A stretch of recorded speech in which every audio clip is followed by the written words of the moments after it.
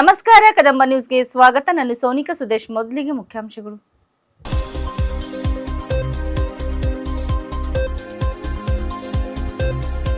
ಧಾರಜುವಾಡಿಯಲ್ಲಿ ನಡೆದ ನಿವೃತ್ತಿ ಸಮಾರಂಭದಲ್ಲಿ ಸಾಗರ್ ಖಂಡ್ರೆ ಭಾಗಿ.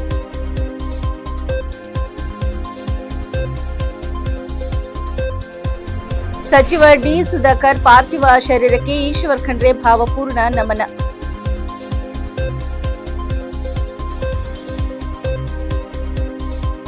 ನೀವು ಇತಿಹಾಸ ನಿರ್ಮಿಸಿದ್ದೀರಿ, ವಿಜಯ್ಗೆ ಸಿದ್ದರಾಮಯ್ಯ ಶ್ಲಾಘನೆ.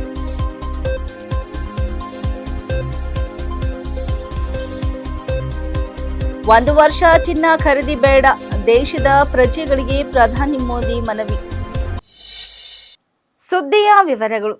ಭಾಲ್ಕಿ ತಾಲೂಕಿನ ಧಾರಜುವಾಡಿ ಗ್ರಾಮದ ಹೆಮ್ಮೆಯ ಪುತ್ರ ಎಚ್ಎನ್ಬಿ ಸುಬೇದರ ಅಂಕುಶ್ ಕಕ್ನಾಳೆ ಅವರು ಭಾರತೀಯ ಸೇನೆಯ ಯಾಂತ್ರೀಕೃತ ಪದಾತಿ ದಳದಲ್ಲಿ 24 ವರ್ಷಗಳ ಕಾಲ ಅತ್ಯುತ್ತಮ ಹಾಗೂ ವಿಶಿಷ್ಟ ಸೇವೆ ಸಲ್ಲಿಸಿ ನಿವೃತ್ತಿಯಾಗುತ್ತಿರುವ ಹಿನ್ನೆಲೆಯಲ್ಲಿ ಗ್ರಾಮದಲ್ಲಿ ಭಾವಪೂರ್ಣ ಬೀಳ್ಕೊಡುಗೆ ಸಮಾರಂಭ ಆಯೋಜಿಸಲಾಯಿತು. ಸಮಾರಂಭದಲ್ಲಿ ಲೋಕಸಭೆ ಸಂಸದ ಸಾಗರ್ ಖಂಡ್ರೆ ಭಾಗವಹಿಸಿ ಅಂಕುಶ್ ಕಕ್ನಾಳೆ ಅವರ ಸೇವೆಯನ್ನು ಶ್ಲಾಘಿಸಿದರು. ಈ ಸಂದರ್ಭದಲ್ಲಿ ಮಾತನಾಡಿದ ಸಂಸದರು, ದೇಶ ಸೇವೆ ಅತ್ಯುನ್ನತ ಕರ್ತವ್ಯವಾಗಿದ್ದು ಅಂಕುಶ್ ಕಕ್ನಾಳೆ ಅವರು ಭಾರತೀಯ ಸೇನೆಯಲ್ಲಿ ನಿಷ್ಠೆ, ಶಿಸ್ತು ಮತ್ತು ಸಮರ್ಪಣೆಯಿಂದ ಸೇವೆ ಸಲ್ಲಿಸಿ ಗ್ರಾಮದ ಗೌರವವನ್ನು ಹೆಚ್ಚಿಸಿದ್ದಾರೆ ಎಂದು ಹೇಳಿದರು. ಅವರ ನಿವೃತ್ತಿ ಜೀವನವು ಸುಖ, ಆರೋಗ್ಯ ಮತ್ತು ಸಂತೋಷದಿಂದ ಕೂಡಿರಲಿ ಎಂದು ಶುಭ ಹಾರೈಸಿದರು.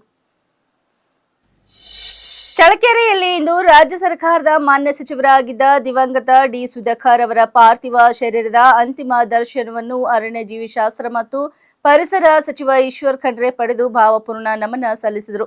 ಡಿ ಸುಧಾಕರ್ ಅವರು ಸರಳ ಸಜ್ಜನಿಕೆಯ ನಾಯಕತ್ವದ ಮೂಲಕ ಜನಮನ ಗೆದ್ದಿದ್ದವರು. ಅವರ ಅಗಲಿಕೆ ರಾಜ್ಯಕ್ಕೆ ಅಪಾರ ನಷ್ಟವಾಗಿದ್ದು, ಈ ದುಃಖವನ್ನು ಭರಿಸುವ ಶಕ್ತಿಯನ್ನು ಅವರ ಕುಟುಂಬ ವರ್ಗದವರಿಗೆ, ಬಂಧು ಬಳಗಕ್ಕೆ ಹಾಗೂ ಅಪಾರ ಅಭಿಮಾನಿಗಳಿಗೆ ಭಗವಂತ ನೀಡಲಿ ಎಂದು ಪ್ರಾರ್ಥಿಸಿದರು. ಹಲವರು ರಾಜಕೀಯ ಮುಖಂಡರು, ಗಣ್ಯರು ಹಾಗೂ ಸಾರ್ವಜನಿಕರು ಅಂತಿಮ ದರ್ಶನ ಪಡೆದು ಶ್ರದ್ಧಾಂಜಲಿ ಸಲ್ಲಿಸಿದರು.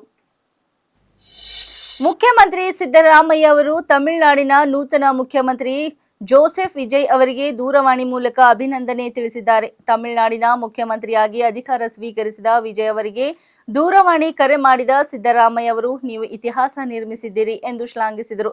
ಜೊತೆಗೆ ಬೆಂಗಳೂರಿಗೆ ಯಾವಾಗ ಬರುತ್ತೀರಿ ಎಂದು ಆತ್ಮೀಯವಾಗಿ ಪ್ರಶ್ನಿಸಿ ಆಹ್ವಾನವನ್ನು ನೀಡಿದ್ದಾರೆ. ಚಿತ್ರರಂಗದಿಂದ ರಾಜಕೀಯಕ್ಕೆ ಬಂದ ವಿಜಯ್ ತಮಿಳುನಾಡಿನ ರಾಜಕೀಯದಲ್ಲಿ ಹೊಸ ಅಧ್ಯಾಯ ಆರಂಭಿಸಿದ್ದಾರೆ. ಈ ಹಿನ್ನೆಲೆಯಲ್ಲಿ ದೇಶದ ವಿವಿಧ ರಾಜಕೀಯ ನಾಯಕರು ಹಾಗೂ ಅಭಿಮಾನಿಗಳಿಂದ ವಿಜಯ್ ಅವರಿಗೆ ಶುಭಾಶಯಗಳ ಮಹಾಪೂರವೇ ಹರಿದು ಬರುತ್ತಿದೆ. ಇದಲ್ಲದೆ ಸಾಮಾಜಿಕ ಜಾಲತಾಣ ಎಕ್ಸ್ ಖಾತೆಯಲ್ಲೂ ಶುಭ ಕೋರಿರುವ ಸಿದ್ದರಾಮಯ್ಯ ಅವರು, ಕರ್ನಾಟಕ ಮತ್ತು ತಮಿಳುನಾಡು ರಾಜ್ಯಗಳು ಆಳವಾದ ನಾಗರಿಕ ಸಂಬಂಧಗಳು ಹಾಗೂ ಸಾಂಸ್ಕೃತಿಕ ಸಮತೆಯನ್ನು ಹಂಚಿಕೊಂಡಿವೆ. ಎರಡು ರಾಜ್ಯಗಳು ಸಾಮಾಜಿಕ ನ್ಯಾಯ ಒಳಗೊಳ್ಳುವ ಬೆಳವಣಿಗೆ ಮತ್ತು ಒಕ್ಕೂಟ ಸಹಕಾರಕ್ಕಾಗಿ ಸಮಾನ ಆಕಾಂಕ್ಷೆಗಳನ್ನು ಹೊಂದಿವೆ. ಉಭಯ ರಾಜ್ಯಗಳ ನಡುವಿನ ಪಾಲುದಾರಿಕೆಯನ್ನು ಬಲಪಡಿಸಲು ಮತ್ತು ಪಾರಂಪರಿಕ ಮೌಲ್ಯಗಳನ್ನು ಎತ್ತಿ ಹಿಡಿಯಲು ವಿಜಯ್ ಅವರೊಂದಿಗೆ ನಿಕಟವಾಗಿ ಕೆಲಸ ಮಾಡಲು ಎದುರು ನೋಡುತ್ತಿರುವುದಾಗಿ ಹೇಳಿದ್ದಾರೆ. Siddaramaiah speaking here.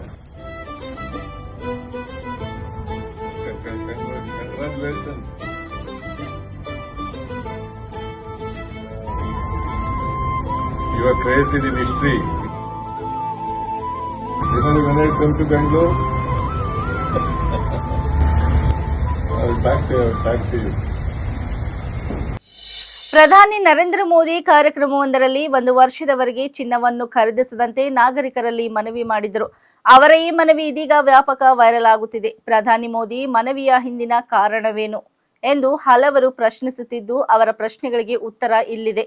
ಪ್ರಧಾನಮಂತ್ರಿ ನರೇಂದ್ರ ಮೋದಿ ದೇಶದ ವಿದೇಶಿ ವಿನಿಮಯ ಸಂಗ್ರಹವನ್ನು ಉಳಿಸಲು ನಾಗರಿಕರಿಗೆ ಚಿನ್ನ ಆಭರಣ ಖರೀದಿ ಮಾಡದಂತೆ ಮನವಿ ಮಾಡಿದ ಬಳಿಕ ಆಭರಣ ವಲಯದ ಷೇರುಗಳು ತೀವ್ರ ಮಾರಾಟದ ಒತ್ತಡಕ್ಕೆ ಒಳಗಾಗಿ ಭಾರಿ ಪ್ರಮಾಣದಲ್ಲಿ ಮೌಲ್ಯ ಕಳೆದುಕೊಂಡವು. ಸಾರ್ವಜನಿಕರನ್ನುದ್ದೇಶಿಸಿ ಮಾತನಾಡಿದ ಪ್ರಧಾನಿ ಮೋದಿ, ಅನಗತ್ಯ ವಿದೇಶ ಪ್ರವಾಸ, ವಿದೇಶಗಳಲ್ಲಿ ನಡೆಯುವ ಮದುವೆಗಳು ಮತ್ತು ಪ್ರವಾಸಗಳನ್ನು ತಪ್ಪಿಸುವಂತೆ ಮನವಿ ಮಾಡಿದರು. ಅಲ್ಲದೆ ದೇಶೀಯ ಪ್ರವಾಸೋದ್ಯಮವನ್ನು ಉತ್ತೇಜಿಸುವಂತೆ ಅವರು ಕರೆ ನೀಡಿದರು. ಇದಲ್ಲದೆ ವಿದೇಶಿ ವಿನಿಮಯ ಹೊರಹರಿವಿನ ಮೇಲಿನ ಒತ್ತಡವನ್ನು ಕಡಿಮೆ ಮಾಡಲು 1 ವರ್ಷದವರೆಗೆ ಅನಗತ್ಯ ಚಿನ್ನದ ಖರೀದಿಯನ್ನು ತಪ್ಪಿಸುವಂತೆ ಜನರನ್ನು ಅವರು ವಿನಂತಿಸಿದರು. ಅವರ ಮಾತಿನ ಹಿಂದಿನ ಅರ್ಥ ಆರ್ಥಿಕ ದೇಶಭಕ್ತಿ, ಭಾರತದ ವಿದೇಶಿ ವಿನಿಮಯ ವಿನಿಮಯ ಮೀಸಲನ್ನು ಉಳಿಸುವುದು, ಜಾಗತಿಕ ಆರ್ಥಿಕ ಅಸ್ಥಿರತೆ ಮತ್ತು ಪಶ್ಚಿಮ ಏಷ್ಯಾದ ಸಂಘರ್ಷದ ಹಿನ್ನೆಲೆಯಲ್ಲಿ ದೇಶದ ಆರ್ಥಿಕತೆಯನ್ನು ಬಲಪಡಿಸಲು ಅವರು ಈ ಆರ್ಥಿಕ ದೇಶಭಕ್ತಿಯ ಕರೆ ನೀಡಿದ್ದಾರೆ ಎನ್ನಲಾಗಿದೆ. दे देते थे, आज दान की जरूरत नहीं है, लेकिन देश हित में हमको ये तय करना पड़ेगा कि साल भर तक घर में कोई भी फंक्शन हो, कोई भी कार्यक्रम हो, हम सोने के गहने नहीं खरीदेंगे, सोना नहीं खरीदेंगे। विदेशी मुद्रा बचाने के लिए हमारी देशभक्ति हमें चुनौती दे रही है और हमें इस चुनौती को स्वीकार करते हुए विदेशी मुद्रा को बचाना होगा। साथियों, ये समय एक और बड़े सबक का भी है। एक समय था जब हम कॉपर एक्सपोर्ट करते थे, लेकिन आज भारत के सामने स्थिति ऐसी बन गई कि अब हमें कॉपर को भी इंपोर्ट करना पड़ता है। हमारे देश में हड़तालें करवाकर कॉपर प्लांट्स को ठप करवा दिया गया और अब हालत ये हो गई कि हमें कॉपर बाहर से मंगाना पड़ता है और उसमें विदेशी मुद्रा खर्च होती है। इसलिए मैं ऐसे सभी श्रमिक समूह मजदूर संगठनों से भी कहूंगा कि हमें ऐसी बातों का जरूर ध्यान रखना चाहिए। भारत को आत्मनिर्भर बनने से जो भी कदम रोकते हैं उनमें हमें दूरी बनानी होगी और जो लोग ऐसी साजिशों में जुटे हैं उन पर भी कड़ी नजर रखनी होगी।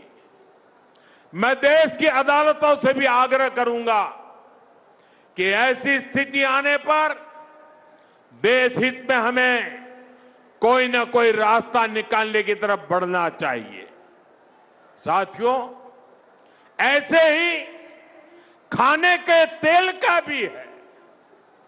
इसके आयात के लिए भी बहुत बड़ी मात्रा में हमें विदेशी मुद्रा खर्च करनी पड़ती है। हर परिवार अगर खाने के तेल में खाने का तेल का जो उपयोग करता है, अगर वो कुछ कमी करे, मैंने बार बार कहा है 10% कम करो। अगर हम तेल खाना कम करें ना, तो भी वो देशभक्ति का बहुत बड़ा काम है। आप देश सेवा में योगदान दे सकते हैं और इससे देश सेवा भी होगी और देह सेवा भी होगी।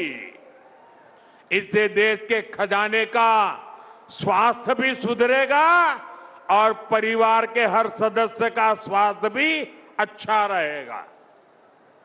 साथियों, विदेशी मुद्रा की खपत वाला एक और सेक्टर हमारी खेती है।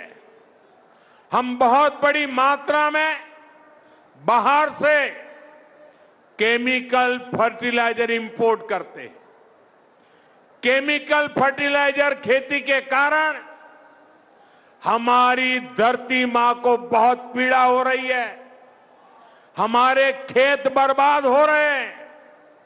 अगर आज हम अपने खेत को नहीं बचाएंगे तो भविष्य में फसलों पर भी खतरा आ जाएगा।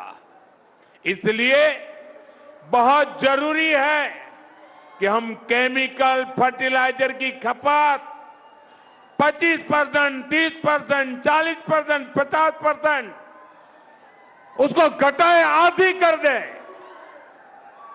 और हम उसके साथ साथ नेचुरल फार्मिंग की तरफ बढ़े। हम फर्टिलाइजर का उपयोग कम करके विदेशी मुद्रा भी बचा सकते हैं और साथ साथ अपने खेत को बचा सकते हैं, हमारी ये धरती मां को बचा सकते हैं। ಕುನೋ ರಾಷ್ಟ್ರೀಯ ಅಭಯಾರಣ್ಯಕ್ಕೆ ಆಫ್ರಿಕಾದ ಮತ್ತೆರಡು ಚೀತಾಗಳನ್ನು ಬಿಡುಗಡೆ ಮಾಡಲಾಗಿದ್ದು ಆ ಮೂಲಕ ಭಾರತದಲ್ಲಿ ಒಟ್ಟು ಚೀತಾಗಳ ಸಂಖ್ಯೆ 53ರಷ್ಟಿದೆ. ಮಧ್ಯಪ್ರದೇಶ ಮುಖ್ಯಮಂತ್ರಿ ಮೋಹನ್ ಯಾದವ್ ಅವರು ಕುನೋ ರಾಷ್ಟ್ರೀಯ ಉದ್ಯಾನದ ಮುಕ್ತ ಅರಣ್ಯ ಪ್ರದೇಶಕ್ಕೆ 2 ಹೆಣ್ಣು ಚೀತಾಗಳನ್ನು ಬಿಡುಗಡೆ ಮಾಡುವ ಮೂಲಕ ಚೀತಾ ಪುನರ್ವಸತಿ ಯೋಜನೆಗೆ ಮತ್ತೊಂದು ಮಹತ್ವದ ಹೆಜ್ಜೆ ಇಟ್ಟರು. ಈ ಸಂದರ್ಭದಲ್ಲಿ ಅರಣ್ಯ ಇಲಾಖೆ ಅಧಿಕಾರಿಗಳು ಹಾಗೂ ವನ್ಯಜೀವಿ ತಜ್ಞರು ಉಪಸ್ಥಿತರಿದ್ದರು. ಚೀತಾಗಳನ್ನು ಸಹಜ ವಾತಾವರಣದಲ್ಲಿ ಬದುಕಲು ಮತ್ತು ಬೇಟೆಯಾಡಲು ಅನುಕೂಲವಾಗುವಂತೆ ವಿಶೇಷ ಮೇಲ್ವಿಚಾರಣೆಯೊಂದಿಗೆ ಅರಣ್ಯ ಪ್ರದೇಶಕ್ಕೆ ಬಿಡಲಾಯಿತು. ಭಾರತದಲ್ಲಿ ಚೀತಾಗಳನ್ನು ಮರುಸ್ಥಾಪಿಸುವ ಮಹತ್ವಾಕಾಂಕ್ಷಿ ಯೋಜನೆಯ ಭಾಗವಾಗಿ ಕುನೋ ರಾಷ್ಟ್ರೀಯ ಉದ್ಯಾನದಲ್ಲಿ ಹಲವು ಚೀತಾಗಳನ್ನು ಹಂತ ಹಂತವಾಗಿ ಬಿಡುಗಡೆ ಮಾಡಲಾಗುತ್ತಿದೆ. ಈ ಯೋಜನೆಯ ಉದ್ದೇಶ ದೇಶದಲ್ಲಿ ಚೀತಾ ಜನಸಂಖ್ಯೆಯನ್ನು ಪುನರುಜ್ಜೀವನಗೊಳಿಸುವುದಾಗಿದೆ.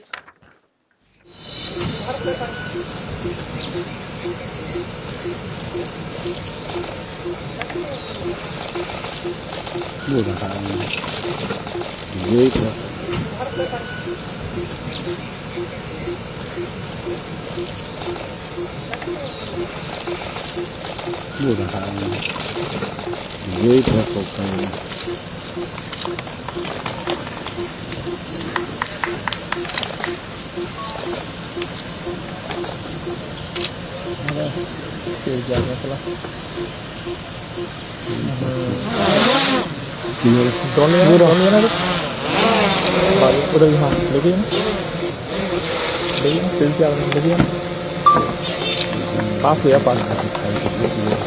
Saya sampai sini.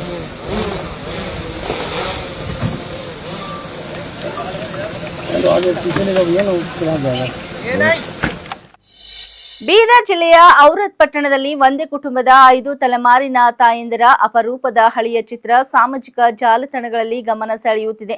ವಿಶ್ವ ತಾಯಂದಿರ ದಿನದ ಅಂಗವಾಗಿ ಹರಿದಾಡುತ್ತಿರುವ ಈ ಚಿತ್ರ ಹಿಂದಿನ ಕಾಲದ ಕುಟುಂಬ ಬಾಂಧವ್ಯ, ದೀರ್ಘಾಯುಷ್ಯ ಹಾಗೂ ಸಂಸ್ಕಾರದ ಮೌಲ್ಯಗಳನ್ನು ನೆನಪಿಸುತ್ತದೆ. ಈ ಅಪರೂಪದ ಚಿತ್ರದಲ್ಲಿ ಪ್ರಯಾಗ್ಬಾಯಿ ಸೋಲ್ಪುರೆ, ಅವರ ಮೊಮ್ಮಗಳು ಲಕ್ಷ್ಮೀಬಾಯಿ ಮಂಡಲ್ಪುರೆ, ಮೊಮ್ಮಗಳು ಉಷಾ ಮುದಾಳೆ, ಮರಿ ಮೊಮ್ಮಗಳು ಸುಧಾ ಪಾಟೀಲ್ ಹಾಗೂ ಕಿರಿ ಮೊಮ್ಮಗಳು ಶ್ರೇಯಾ ಪಾಟೀಲ್ ಕಾಣಿಸಿಕೊಂಡಿದ್ದಾರೆ. ಇಂದಿನ ಕಾಲದಲ್ಲಿ ತಡವಾದ ಮದುವೆ, ಮಕ್ಕಳ ಜನನದಲ್ಲಿನ ವಿಳಂಬ ಸೇರಿದಂತೆ ವಿವಿಧ ಕಾರಣಗಳಿಂದ 3 ಅಥವಾ 4 ತಲೆಮಾರಿನವರೆಗಿನ ಕುಟುಂಬಗಳು ಸಾಮಾನ್ಯವಾಗುತ್ತಿರುವ ಸಂದರ್ಭದಲ್ಲಿ 5 ತಲೆಮಾರಿನ ತಾಯಂದಿರ ಈ ಚಿತ್ರ ವಿಶೇಷ ಆಕರ್ಷಣೆಯಾಗಿದ್ದು, ದೀರ್ಘಾಯುಷ್ಯದ ಗುಟ್ಟಿನ ಬಗ್ಗೆ ಚಿಂತನೆಗೆ ಹೆಚ್ಚುತ್ತಿದೆ. ವಿಶ್ವ ತಾಯಂದಿರ ದಿನದ ಸಂದರ್ಭದಲ್ಲಿ ಈ ಚಿತ್ರ ತಾಯಂದಿರ ತ್ಯಾಗ, ಪ್ರೀತಿ ಮತ್ತು ಕುಟುಂಬದ ಬಾಂಧವ್ಯಕ್ಕೆ ಸಲ್ಲಿಸಿದ ವಿಶೇಷ ಗೌರವವಾಗಿ ಪರಿಣಮಿಸಿದೆ. ಇಲ್ಲಿವರೆಗೆ ಸುದ್ದಿ ಕೊಟ್ಟಿದ್ದು ನಾನು ಸೋನಿಕಾ ಸುದೇಶ್. ಮುಂದಿನ ಸುದ್ದಿಯೊಂದಿಗೆ ಮತ್ತೆ ಭೇಟಿಯಾಗೋಣ. ವಂದನೆಗಳು.